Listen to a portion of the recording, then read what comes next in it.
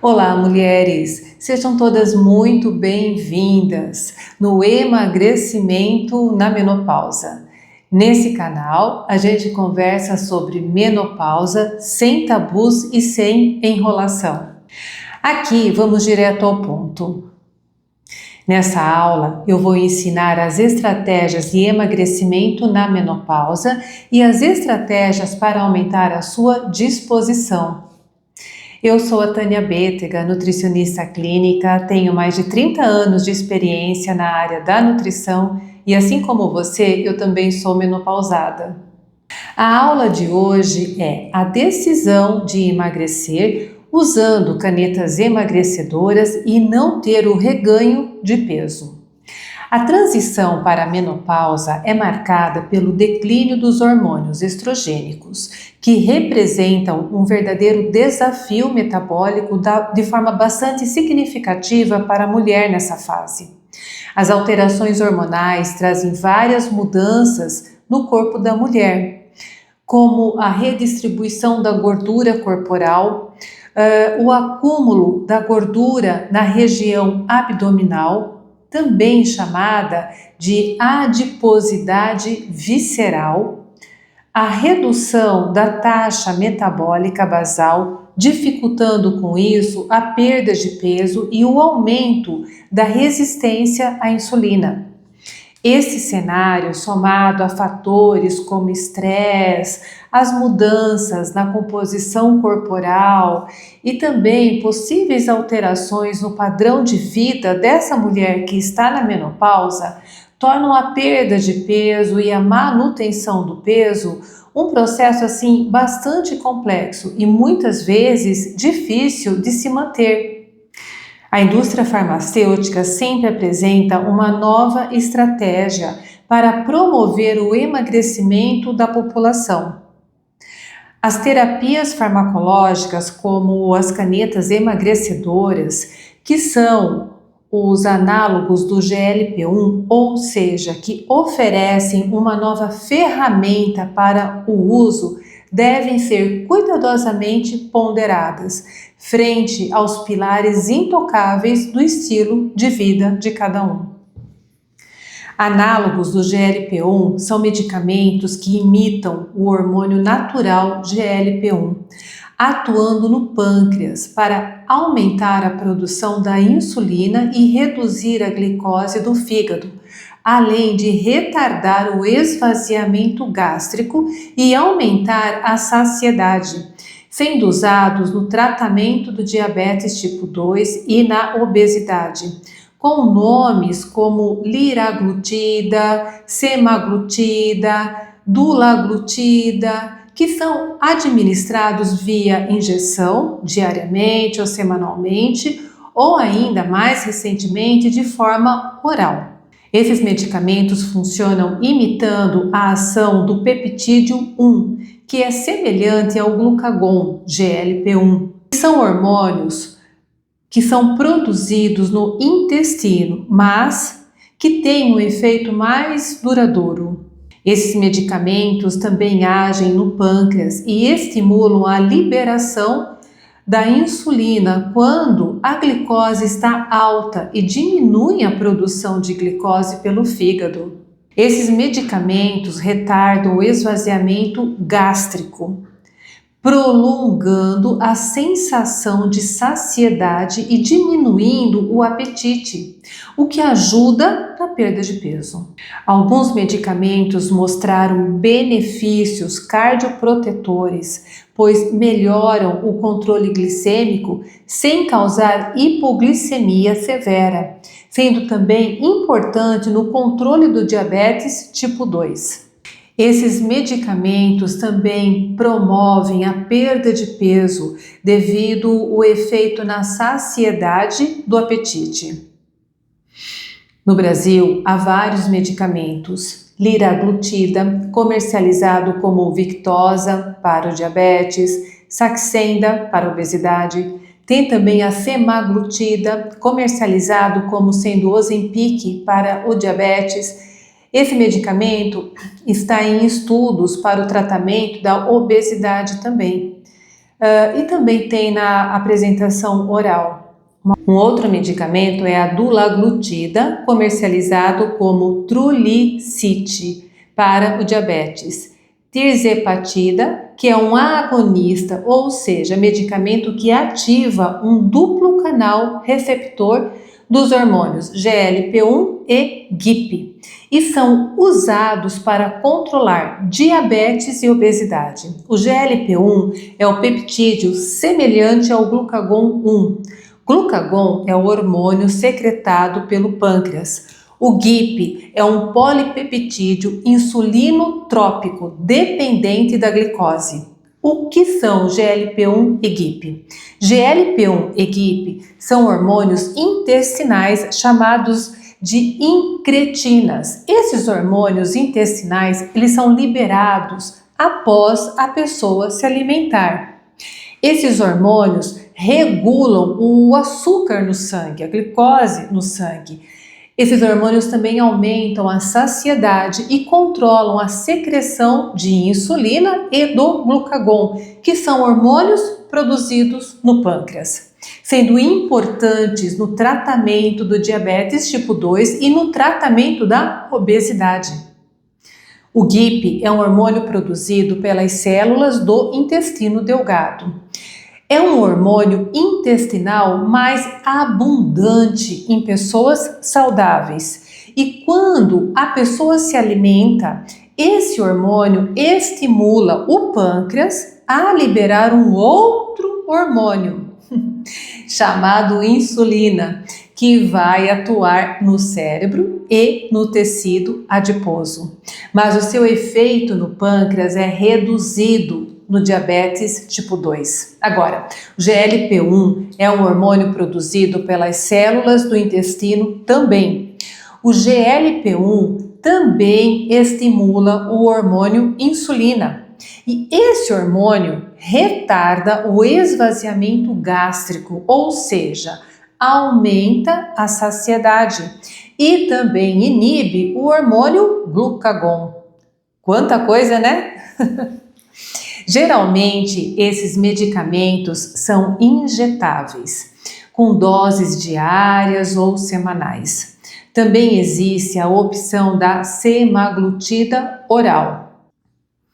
Esses medicamentos são controlados e exigem prescrição médica, pois a dose ela vai variar do tratamento da pessoa, se tem diabetes, se é para obesidade, é muito individualizado.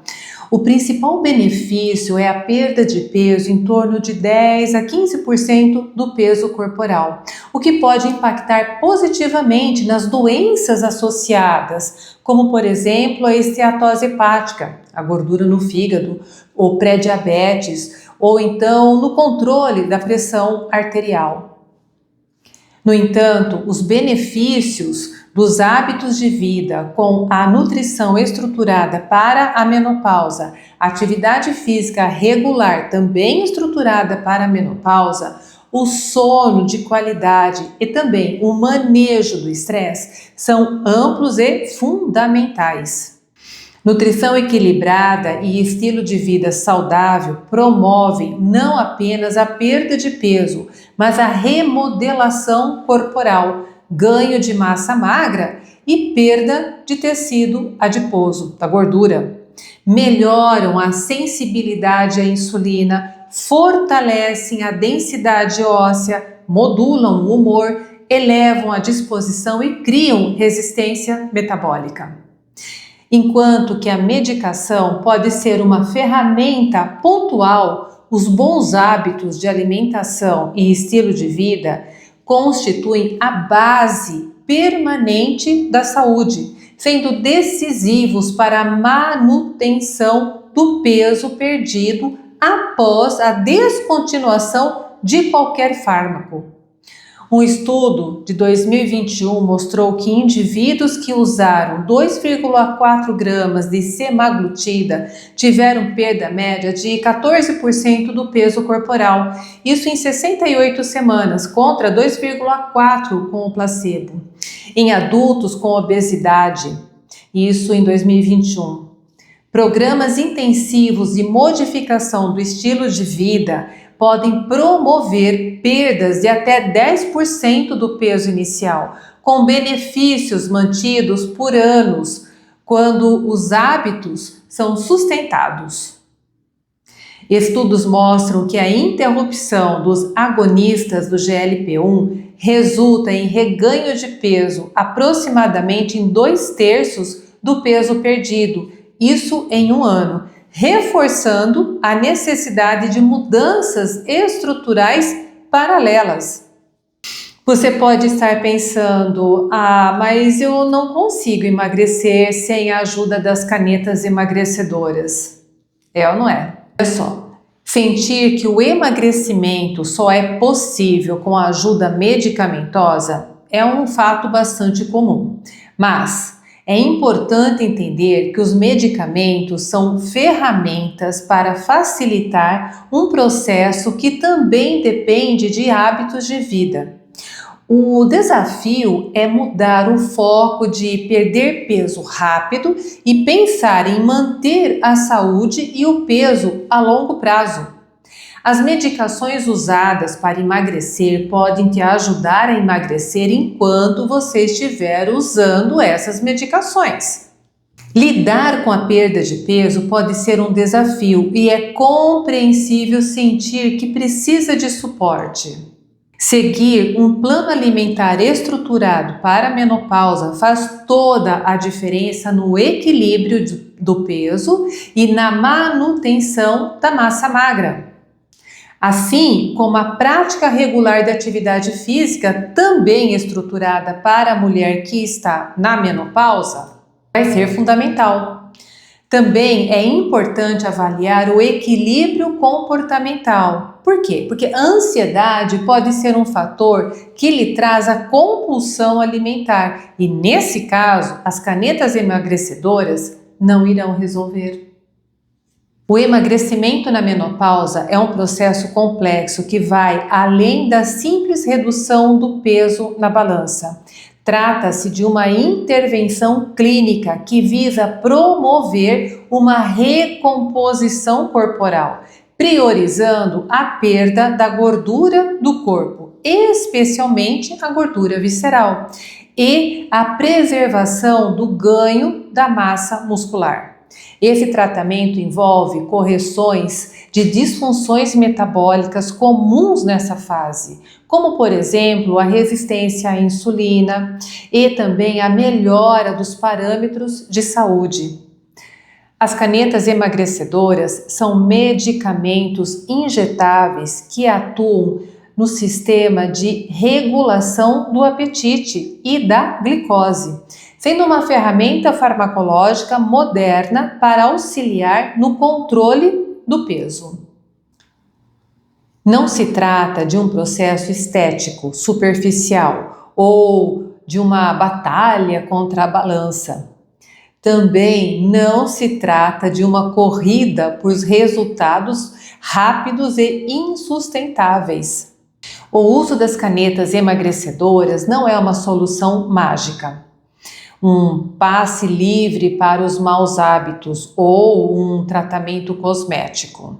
As canetas emagrecedoras não substituem a necessidade de uma alimentação nutritiva, não realizam exercícios físicos pelo paciente e não garantem a manutenção de peso perdido após a sua interrupção, se não houver mudança comportamental profunda na vida da mulher.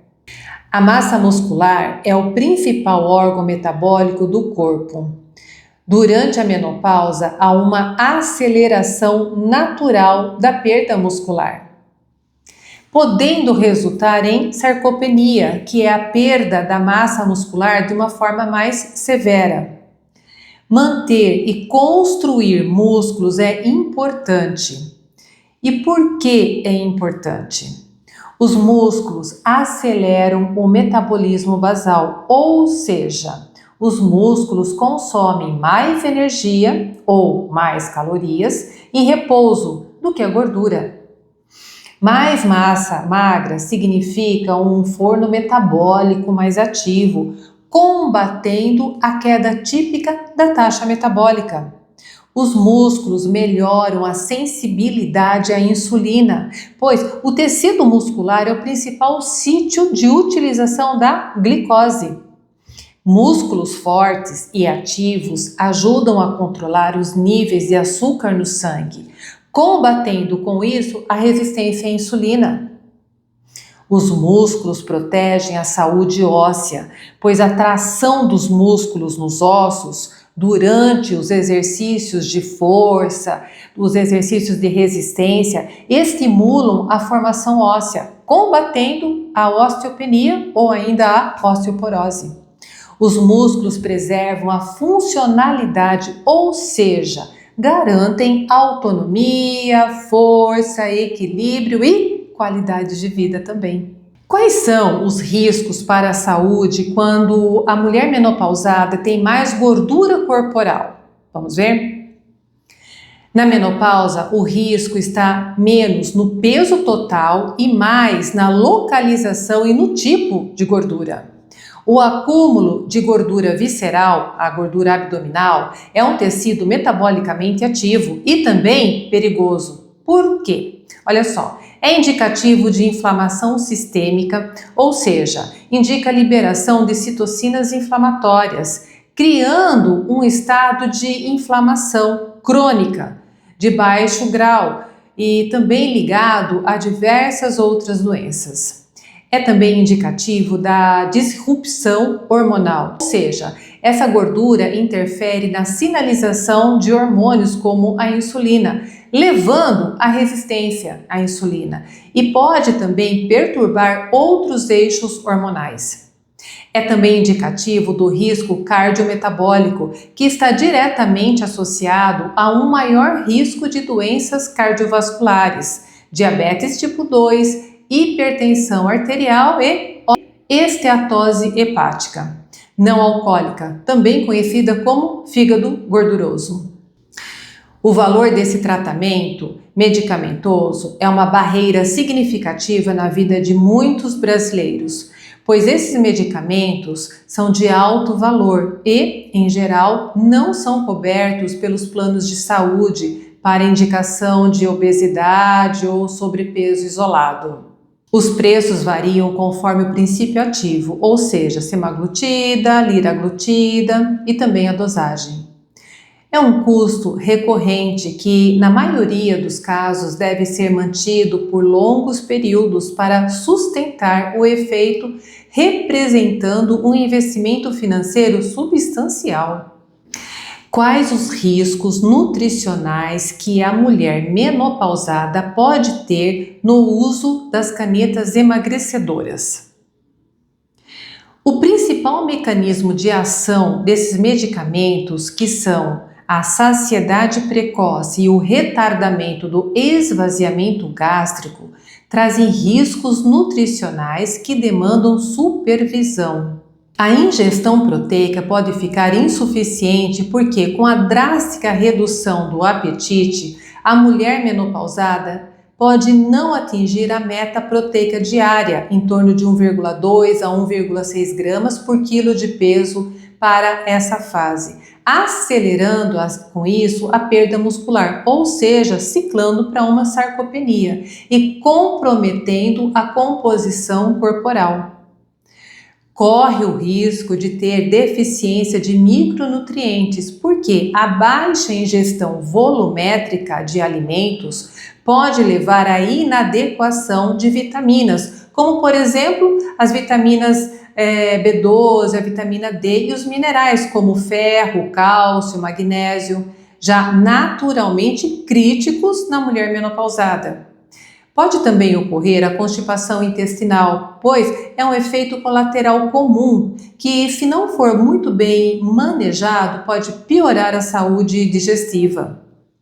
Pode ocorrer também uma relação disfuncional com a comida, acreditando que é possível transferir todo o controle para o medicamento, impedindo o desenvolvimento de uma consciência alimentar verdadeira. Qual a importância da nutrição equilibrada para aquelas que estão usando as canetas emagrecedoras. A nutrição é o alicerce fisiológico do controle de peso. Na menopausa, a nutrição equilibrada significa ter foco na densidade nutricional, priorizando o consumo de alimentos que forneçam o máximo de nutrientes, ou seja, as proteínas, as fibras, as vitaminas e os minerais, por caloria e não apenas calorias vazias, sem nutrientes. Manter o controle glicêmico com uma dieta com carboidratos de baixa carga glicêmica, ricos em fibras e adequado em proteínas magras para manter a glicose e a insulina estáveis, reduzindo o armazenamento da gordura visceral. Manter a saciedade e a modulação hormonal com o consumo de gorduras boas, saudáveis e proteínas magras que promovem a liberação dos hormônios da saciedade, como por exemplo a colecistocinina e a modulação da grelina, que é um hormônio da fome. Manter também a manutenção da massa muscular, porque sem a ingestão proteica adequada e distribuída ao longo do dia, todo esforço de exercício físico pode não adiantar para a preservação dos músculos. Qual a importância dos exercícios de resistência na menopausa?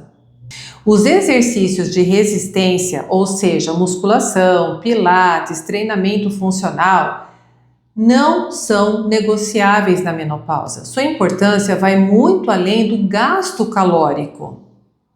Os exercícios de resistência promovem na menopausa o estímulo anabólico direto, que é o principal sinal fisiológico para manter o corpo e construir proteínas musculares, combatendo diretamente a sarcopenia, o aumento do gasto energético pós-exercício, que aumenta o metabolismo por horas após o treino, a melhora da sensibilidade à insulina no músculo, porque aumenta a captação da glicose independentemente da insulina, o fortalecimento ósseo e articular, que é importante para prevenir fraturas e osteoporose, e o impacto na postura, no equilíbrio e na autonomia. A prescrição das canetas emagrecedoras deve ser considerada apenas quando essa abordagem basal não for suficiente. Em casos de obesidade, ou seja, índice de massa corpórea maior ou igual a 30 ou sobrepeso, índice de massa corpórea igual ou maior a 27, com doenças associadas e sempre associado à reeducação alimentar e comportamental. O medicamento deve ser visto como um facilitador temporário para aderir às mudanças e não como uma substituição das mudanças.